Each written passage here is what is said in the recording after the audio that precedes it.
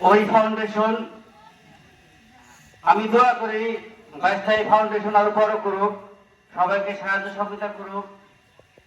আর এই ফাউন্ডেশনের মাধ্যমে এলাকার গরিব দুস্থ মানুষের উন্নতি হোক, সবাইকে সাহায্য করুক।